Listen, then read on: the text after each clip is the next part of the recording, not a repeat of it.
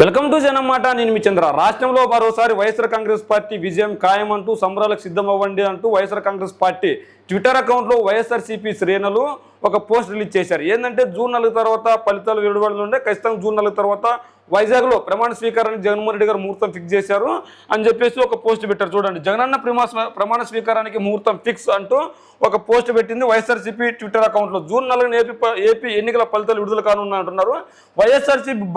వైఎస్ఆర్సీపీకి భారీ విజయం ఖాయమంట.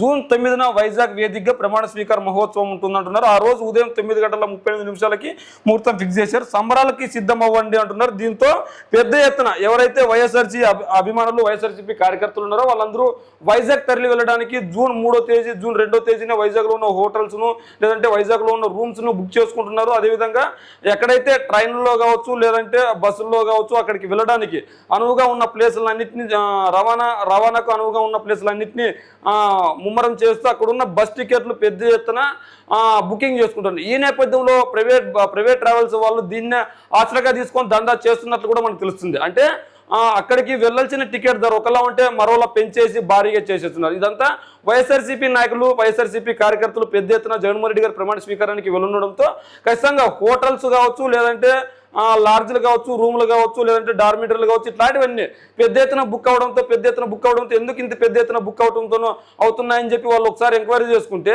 ఖచ్చితంగా జగన్మోహన్ రెడ్డి గారు మళ్ళీ గెలవబోతున్నారు, ఇక్కడ ప్రమాణ స్వీకారం చేయబోతున్నారు జూన్ 9వ తేదీన అని చెప్పేసి.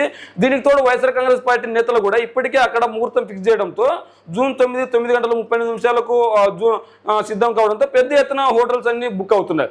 దీనికి తోడు సంబరాలకు సిద్ధం కాండి అని వైఎస్ఆర్సీపీ ట్విట్టర్ అకౌంట్లో ఒక పోస్ట్ చేయగానే ఇంకా పెద్ద ఎత్తున బుక్ కావడంతో అందరూ ఆశ్చర్యానికి గురవుతున్నారు. దీనికి తోడు దీన్ని అలసుగా తీసుకొని ప్రైవేట్ ట్రావెల్స్ వాళ్ళు దందాన్ని మొదలెట్టారు. అంటే ఇక్కడ ఎగ్జాంపుల్ అనంతపూర్ నుంచి వైజాగ్ వెళ్ళడానికి 1200, 1400 బస్ ఛార్జ్ ఉంటే దాన్ని ఆసరాగా తీసుకొని 2500, 3000, 4000 ఇలా చేస్తుంటున్నారు. ఇలా పెంచేసి దండుకుంటున్నారు. ఎందుకంటే టికెట్స్ లేవు, ఉన్నవివే ధర పెంచేశారు. కారణం అంటే ఇంక వైఎస్ఆర్సీపీ నాయకులు, కార్యకర్తలు ఏం చేస్తున్నారు, ఎలాగైనా తమకు మెచ్చిన నాయకుడు ప్రమాణ స్వీకారానికి వెళ్ళాలి, చూడాలనే ఉద్దేశంతో అక్కడికి పెద్ద ఎత్తున చేరుకోవడానికి ఎంత డబ్బైనా ఖర్చు చేయడానికి కూడా వెనకడ్డం లేదు.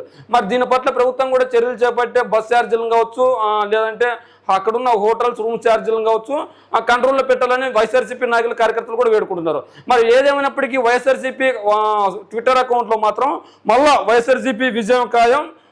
ఉదయం 9:38 జూన్ 9వ తేదీన 9:38 జగన్మోహన్ రెడ్డి గారు ప్రమాణ స్వీకారం ముహూర్తాన్ని ఫిక్స్ చేశారు. సంబరాలకు కూడా సిద్ధం అవ్వండి అంటూ వాళ్ళు ఒక పిలుపునిచ్చారు. సిద్ధం పేరుతో ఎలాగైతే ప్రజల్లోకి దూసుకెళ్లారో దాంతో ఆ తర్వాత సంసిద్ధం పేరుతో ఎలాగైతే ముందుకు తీసుకెళ్లారో ఇప్పుడు సంబరాలకు సిద్ధం అవ్వండి అంటూ ఒక స్లోగాన్ తీసుకొని దాన్ని పెద్ద ఎత్తున ప్రజల్లో అంటే నానుడు. దీనికి తోడు టీడీపీ, జనసేన, బీజేపీ కూటమి కలిసినా కూడా నాయకులకు ఎవరికి గెలుపుపై ధీమా లేకపోవడంతో ఖచ్చితంగా వైఎస్ఆర్ కాంగ్రెస్ పార్టీ గెలుస్తుండడంతో వాళ్ళు సైలెంట్గా ఉన్నారు, సైలెంట్ మోడ్లో ఉన్నారు. కానీ అక్కడక్కడ టీడీపీ, జనసేన, బీజేపీ నాయకులు అల్లర్లకి అంటే ఎక్కడైతే హింసాత్మకంగా సంఘటనలు చోటు చేసుకుంటుందో అట్లాంటి చోట అల్లర్లకు తెరలేపుతున్నారు. కానీ గెలుపుపై ధీమా అయితే టీడీపీ, జనసేన, బీజేపీ వాళ్ళు ఇప్పటికి కూడా రాష్ట్ర నాయకులు ఎవరు చంద్రబాబు నాయుడు గారు కానీ, పవన్ కళ్యాణ్ కానీ, బీజేపీ అధ్యక్షురాలు పురంధేశ్వరి గారు కానీ ఎక్కడే కానీ మాట్లాడడం లేదు.